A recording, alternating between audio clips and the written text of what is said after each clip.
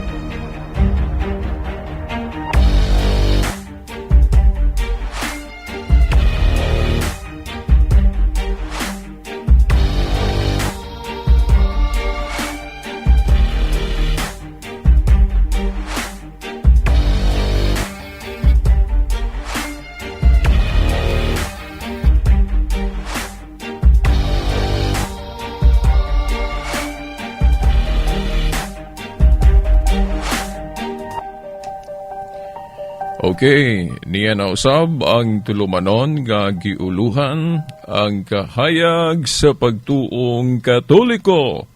Uban gihapon ni ining ubos ninyong sulugoon sa maong tulumanon, Silbert Donduyano Sr. alias Veritas.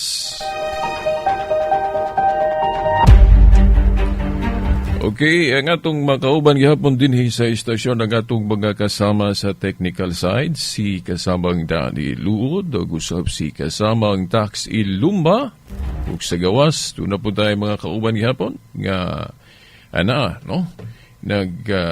Paminaw sab kanato si kasamang o igsuong Gion o si igsuong Rinaldo. Sa gyapon ako moingon kanatong tanan, mayong adlaw sa Ginoo. Okay, ang atong pizza karon, pizza 25 sa bulan sa Nobyembre, tuig 2018. Okay, mga tinahod nga tigpaminaw sa atong panahon karon, daghan kayo ang nagbinsahe sa pulong sa Dios. Nindot kay ni aninawon kay kita nagtimaan nga nagtuog yun taog Diyos. Daghan ka na to. Pero sa atong pagtuo sa Diyos, nagkadaiya ang atong baruganan mahitungod kaniya. Nagkadaiyang bersyon, mura og software bas computer ba, di ba? Nga usaman lamang unta ang Diyos, di ba? Usa ka Dios, dapat usa ka version lang pod unta ang atong pagtuo. Giingon man na ni San Pablo sa Efeso Kapitulo 4, versikulo 4 hangtod sa 5, nga usa ka Ginoo, usa ka bautismo, usa ka pagtuo. O niya, karon nganong nidaghan man niya itong pagtuo. Well, usara man ang pagtuo, usara pod ang Dios, mo ni atong pangitaon, ang uban ni surrender na. Ni surrender na. Ug unsa gining usa ka pagtuo nga gisgutan ni San Pablo sa Efeso 4:4 hangtod sa 5. Now atong ipahinumdum lang kung ano nadaghan ning bersyon sa pagtuo tungod kay siyempre naay panuway, naay demonyo nga dili gyud ta mahiusa diha sa usa ka pagtuo. Siya mo'y naningkamot nga mudaghaning versions pagtuo. Di ba?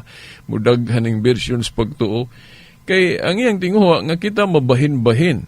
Kita mabahin-bahin. Nya unsao na niya. So, mangita gid siya baga nagkadaiyang pamaagi unsao na niya. Unya, kini ra bang panagbahin-bahin, di ra ba nato ni siya ba maalinggatan nga kinang atong pundok, anang atong pagtuo ni simang na di ay? No? O mahimo gina nga nagtuota nga sakto ni kay nagtudlo gud og Biblia. Oo. Biblia gud mo gibasihan niya sa atong pangunahuna sakto kita.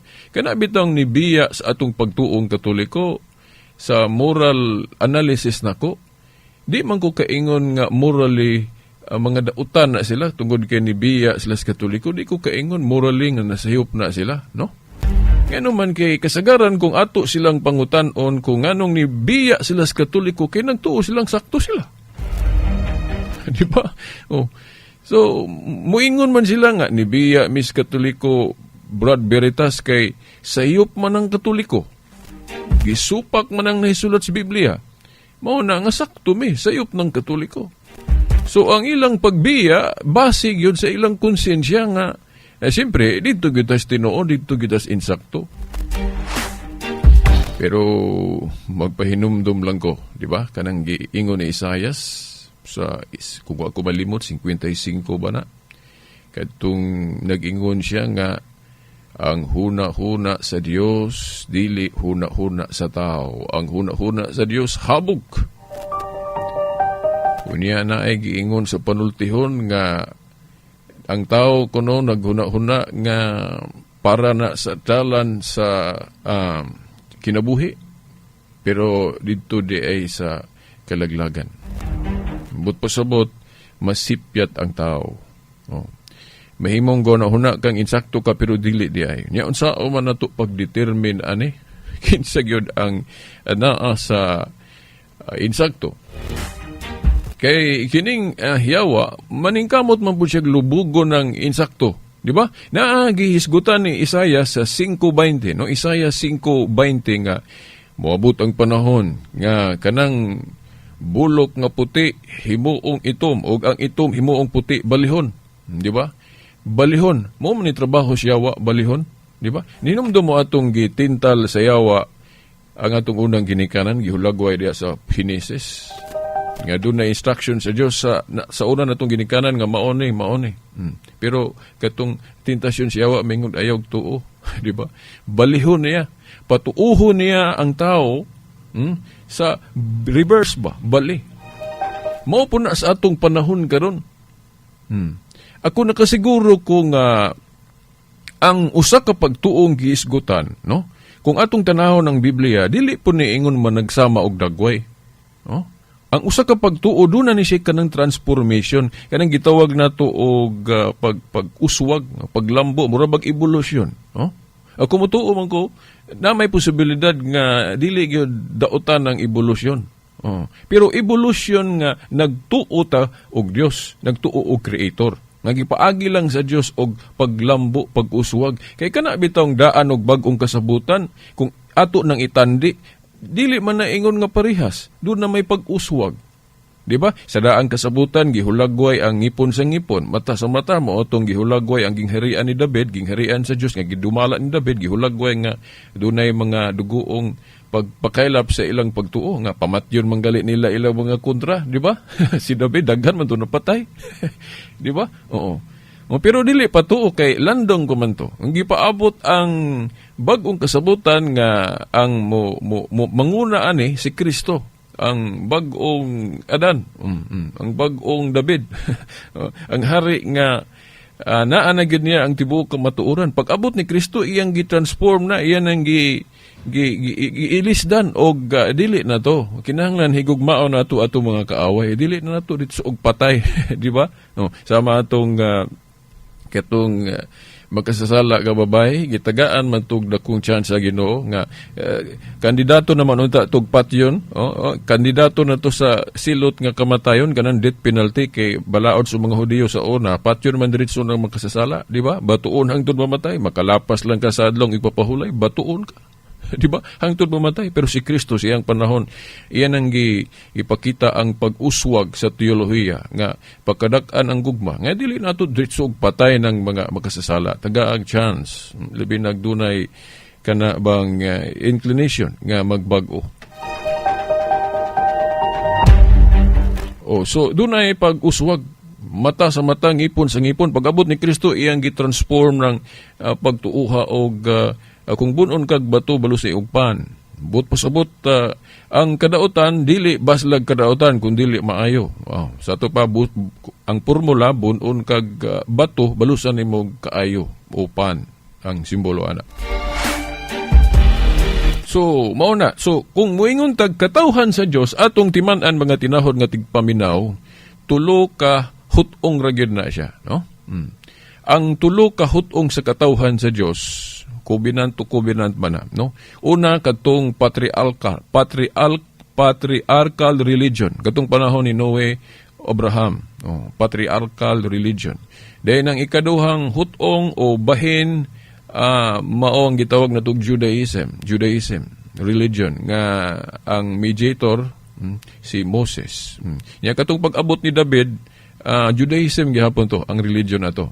So inana region na patriarchal Judaism, then ang ikato Christianity, ang mediator Jesus Christ, no, mga tinahod nga tigpaminaw. Kana bang gihisgutan gipasabot diya sa Hebrehanon kapitulo 1 bersikulo 1 hangtod sa 2 nga sa karaang pasabot karaang tugon ang Dios na kig-istorya pinagi sa mga propeta, pero sa kaulahiaing mga adlaw, take note, kaulahiaing mga adlaw ang Dios na kig-istorya pinagi sa iyang bugtong anak pasabot si Jesus Christ. Ang ikaduhang pulong sa Dios, ang ikaduhang persona sa Dios, ang pulong o word kanang gisgutan ni San Juan sa Juan 1:1 nga sa sinugdan diha na ang pulong uban sa Dios og Dios usab ang pulong. Bersikulo 14 nagpakatao but pasabot si Jesus Christ ang pulong nga uban na sa amahan, no? Dios pod, pero dili na duha ka Dios ha. Labi na giapil ang Espiritu Santo, dili na duha ka Dios o tulo ka Dios o sara na. Gihisgutan na ni San Juan o gihisgutan na sa Book of John kapitulo 10 bersikulo 30 katong nag-ingon si Jesus Christ, ako ug ang amahan usa lang. Dili usa sa persona kay tulo man gyud na amahan, anak, Espiritu Santo. Usa diha sa kinaiya sa pagka-Dios, sa substance sa pagka-Dios pagatinahod nga tigpaminaw. O Jesus Christ, mao na nga kung moingon ta nga unsa man tang panahon na karon veritas nga kinsa may atong tuhuan, kinsa may atong himuong mediator, of course si Jesus Christ, kay si Jesus Christ man ang bugtong mediator sa New Covenant. Mao na nga kung magtuon tag Biblia, ang mga pagtulunan nato karon ibase sa panahon ni Jesus Christ, dili panahon ni Moses. Kay sumala sa Buhat 13:39, dili ta maturungon sa balaod ni Moses o sa covenant ni Moses, no, sa daang kasabutan. Maturungon ta sa balaod ni Kristo sa bag-ong kasabutan. Pero dili nabot pasabot nga pag-anhin ni Kristo sa kalibutan, iya din giguba din diretso tong daang kasabutan ni Moses. Wala niani si Kristo aron sa pagtuman ato paghatag gustong kahulugan. Kay ang term God anang New Covenant sa kamatayon ni Jesus Christ. So therefore dili ikatingala nga si Jesus Christ no before sa iyang death mag-apil-apil siya sa mga Jewish nga mga balaod, Jewish custom. Kanang giingon sa mga Sabadista nga sundon si Kristo iyang panig-ingnan, nagbalik-balik siya sa adlong Sabado sa sinagoga, so ato po ng buhaton, no? Pero mao na ang unang tuluhuan mahitungod ni Kristo. Nga katong Jewish, iya pang gisunod ang mga Jewish practice, gani dili lang kanang Sabado nga iyang gibantayan na, iyang girespeto sa tinuod pod nga pagsabot ana, no? Giapil niya gani, no?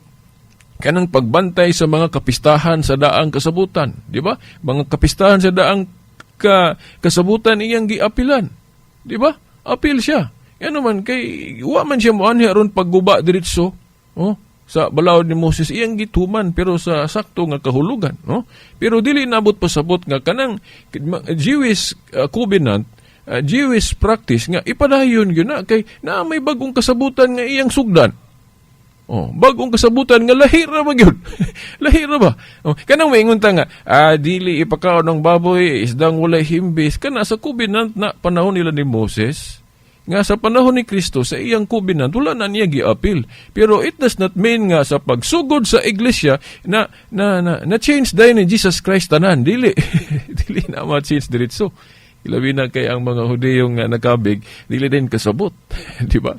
Si Pedro gani ha, gitugyanan sa mga yawis ginghirian sa langit, katong gipadaygan na siya sa Dios sa New Covenant teaching, universal religion nga, wa na isipong mahugaw sa nga ginaisip nga mahugaw ni adto. Nga sa buhat Jis, gipakitaan og habol si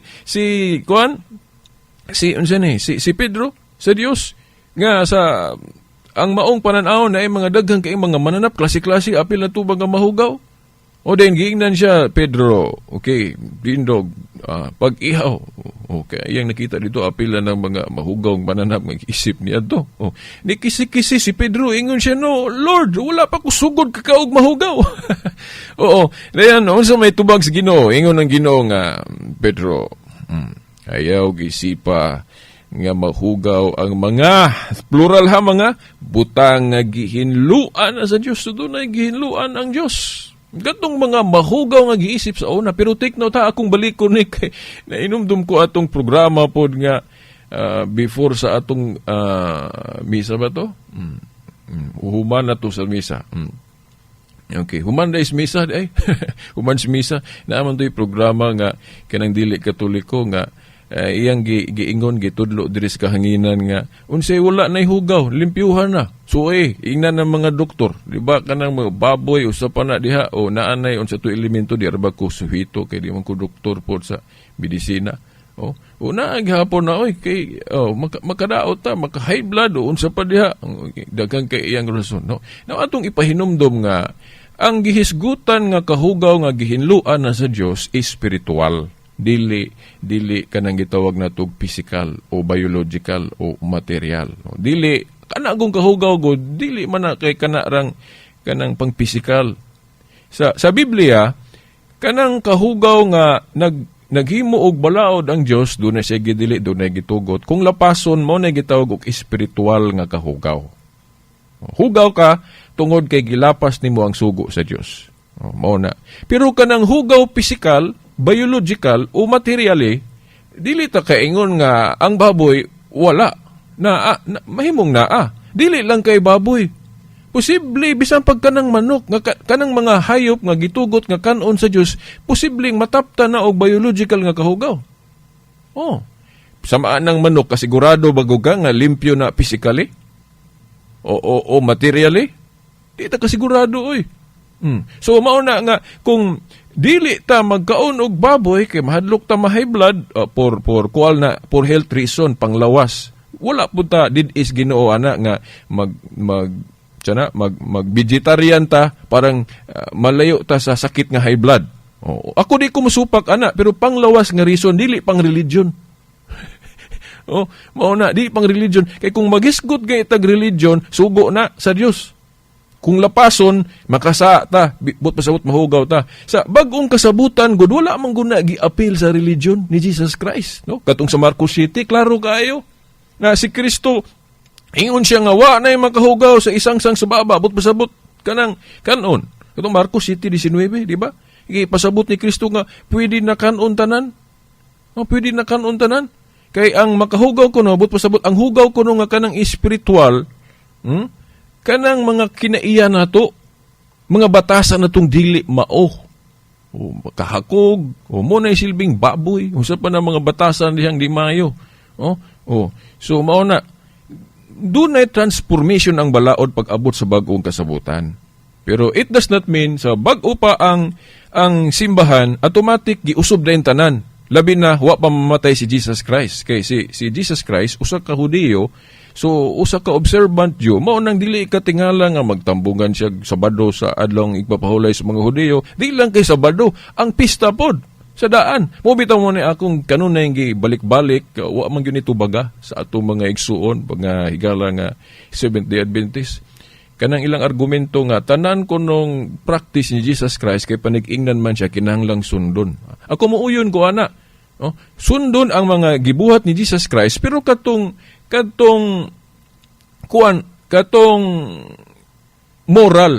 moral practice niya. Kay kung moingon tag ceremonial practice ni Jesus Christ, dili na kay naa may bag-ong covenant.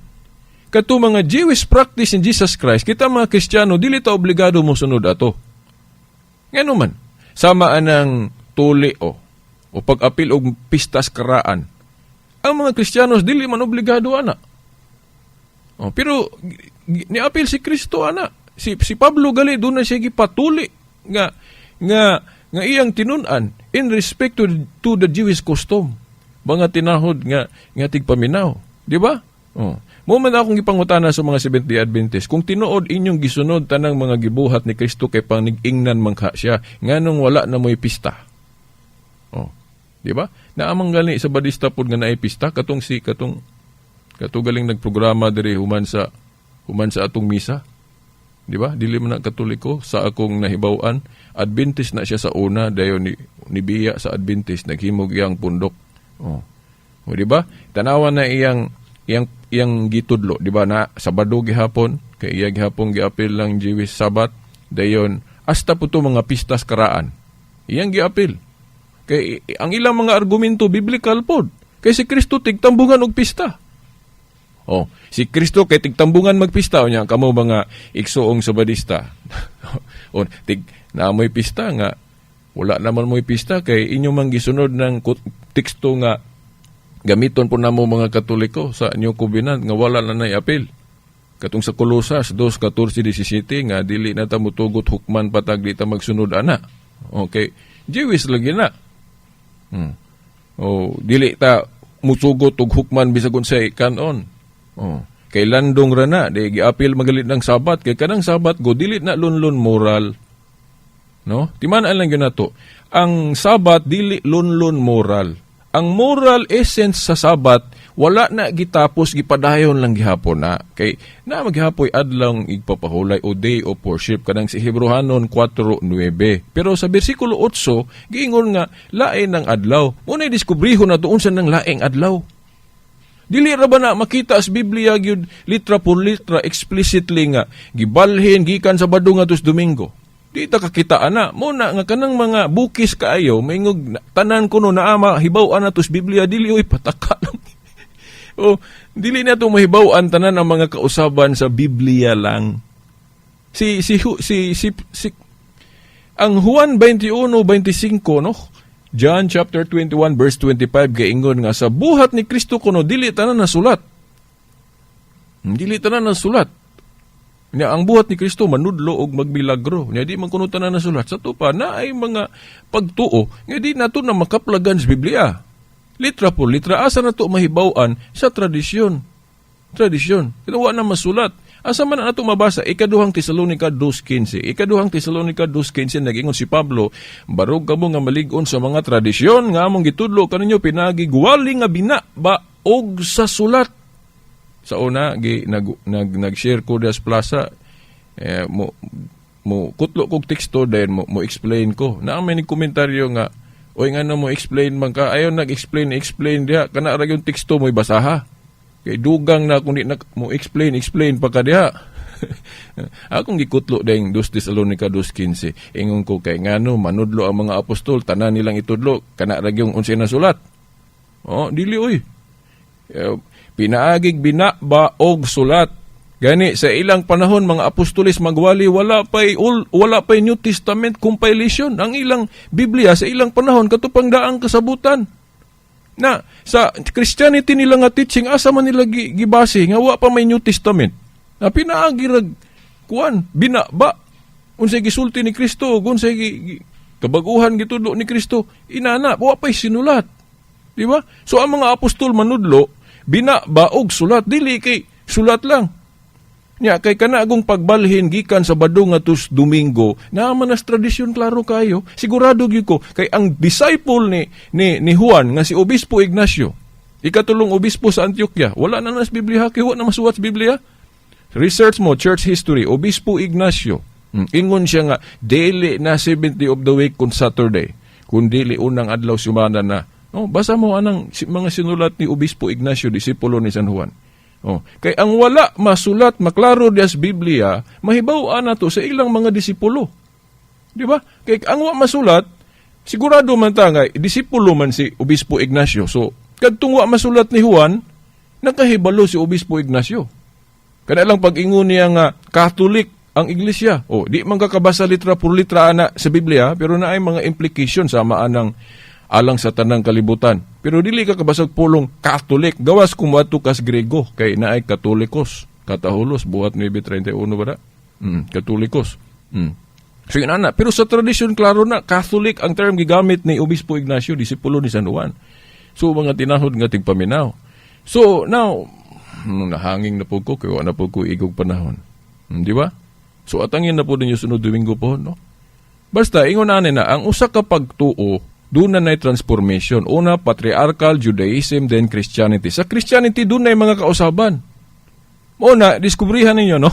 O, atangi pag yun ninyo sa maabat na itong mga tulumanon, mga tinahod nga tigpaminaw, no? Ang atong apasumpay ni ini, o gayo pong kalimot, unya sa alas 8 gabi, mo appeal po ta sa programa sa Catholic Faith Defenders, no? 8 to 9 sa gabi, no?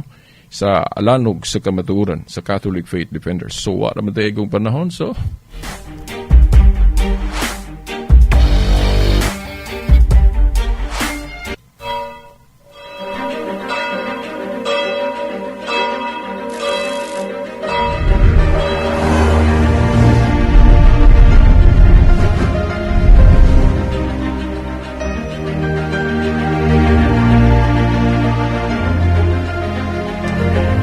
Okay, waga tinahod ka tigpaminaw, sa ngalan na lang sa atong mahal nga inahan ug sa atong mga kadagkuan sa simbahan hangtod sunod Domingo pohon sa mga oras ug istasyon. Sa ngalan sa Amahan, sa Anak, sa Espiritu Santo. Amen.